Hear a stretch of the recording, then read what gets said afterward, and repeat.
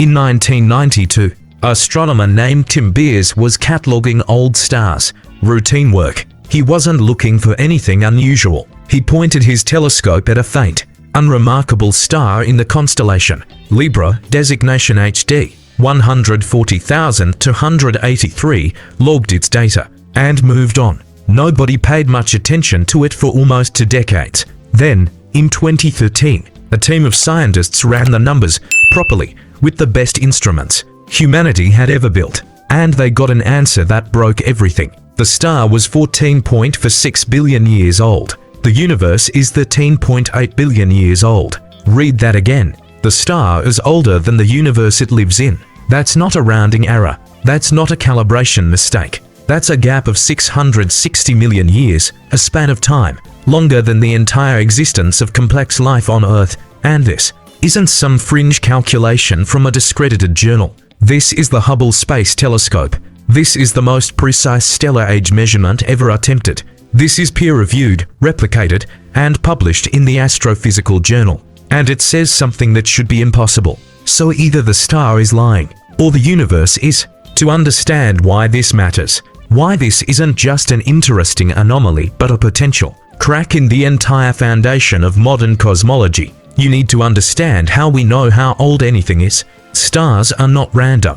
They are machines. Precise, predictable, governed by physics so consistent that we can calculate exactly how they live and die. A star's age is written in its chemistry, specifically in its ratio of hydrogen to helium. When a star is born, it is almost entirely hydrogen. Over billions of years, nuclear fusion in its core converts that hydrogen into helium. The more helium, the older the star. Simple in concept, extraordinarily difficult in execution. But here's the thing, we've gotten very good at it. The measurement technique is called isochrone, fitting matching a star's observed luminosity, temperature, and chemical composition against theoretical models of stellar evolution. It's the same principle doctors use to estimate a patient's age from a bone X-ray. You compare what you see against what you know.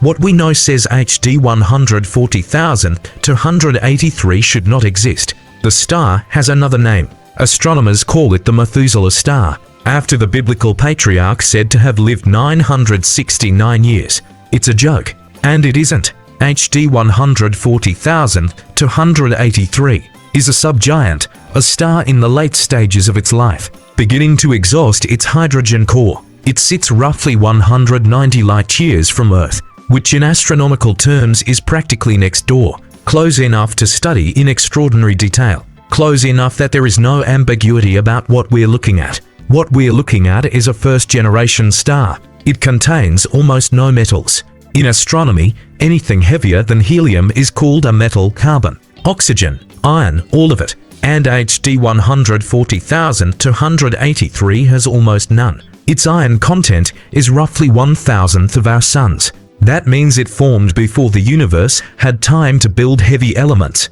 before the first generation of massive stars had lived, died, and seeded the cosmos with anything more complex than hydrogen and helium. This star was born in the earliest possible window of cosmic history, which is exactly where the problem starts. The universe began, as far as we can determine, 13.8 billion years ago.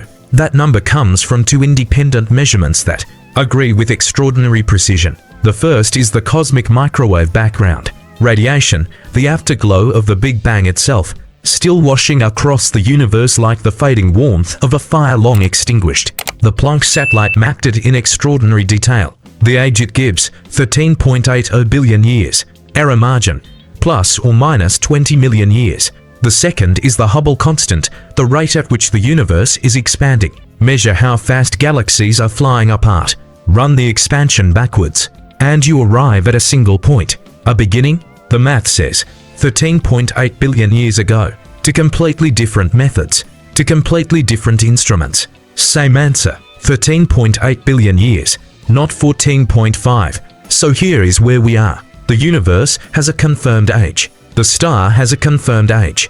The star is older, and there is a name for what happens in science when two confirmed things contradict each other. It's called a crisis, not a puzzle, not an anomaly to be quietly footnoted and forgotten. A crisis, because one of two things must be true.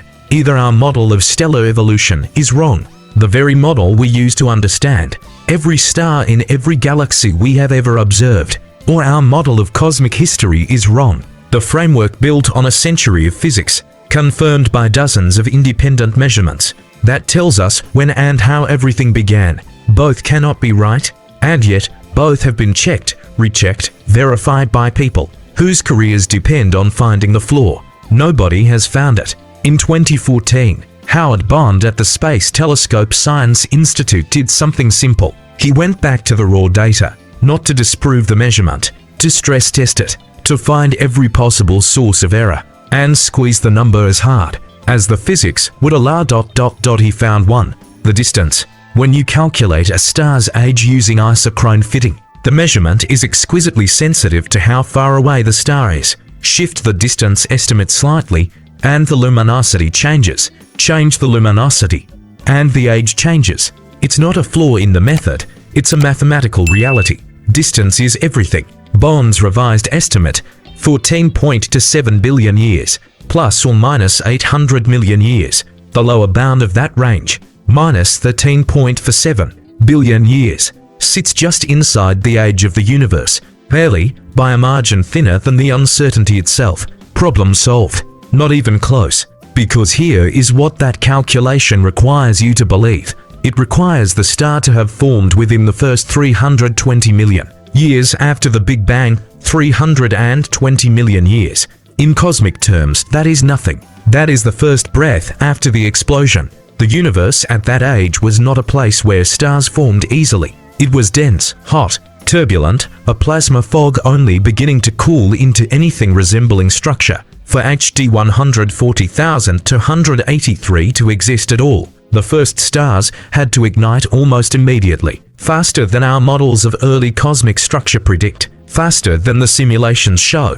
And then this star had to survive intact, undisturbed, in our galactic neighborhood for 13.5 billion years.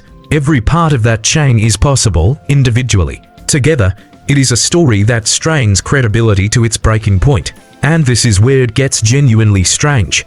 HD 140,000 to 183 is not alone. In the last decade, astronomers have catalogued dozens of ultra-metal-poor stars. Stars with the same ancient chemical fingerprint, the same first-generation signature. Some of them cluster in the same age range. A few push even older. This is not a single bad data point. This is a pattern. And patterns in science mean something. Think of it this way. Imagine you're an archaeologist excavating a Roman site. You find one coin dated 50 AD Fine. Coins get lost. Records get corrupted.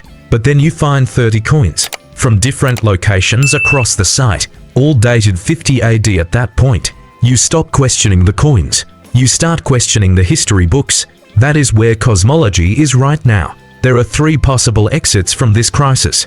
None of them are comfortable. The first, our stellar age models are wrong. Some systematic error in how we model helium diffusion or nuclear reaction rates deep inside stellar cores is adding hundreds of millions of phantom years to every old star we measure. If true, we've been misreading stellar ages for decades.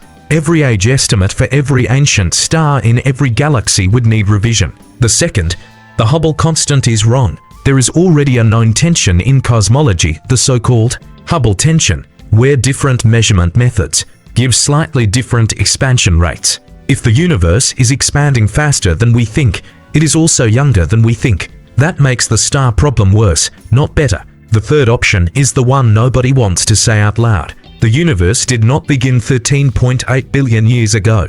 Or it did, but something came before it. A prior state, a cycle, a collapse and rebound that reset the clock but left ancient relics floating in the aftermath. Cosmologies that allow for this exist. They are mathematically coherent, and they are almost entirely untestable. HD 140,000 to 183 sits 190 light-years away, burning quietly, indifferent to the crisis it has caused. It doesn't know it's impossible. It just keeps fusing hydrogen into helium, degree by degree, year by year, the way it has been doing since before the Earth existed, before the Sun existed, before the Milky Way had finished assembling itself from the wreckage of the early universe. It was there at the beginning, whatever the beginning was. And maybe that's the most unsettling thing of all. We look at the sky and we see the past. Every photon that reaches your eye left its source years, centuries, millennia ago. We think of that as a window into history, a way of knowing what came before. But HD 140,283 suggests something else entirely. Some things that exist out there are older than our history goes.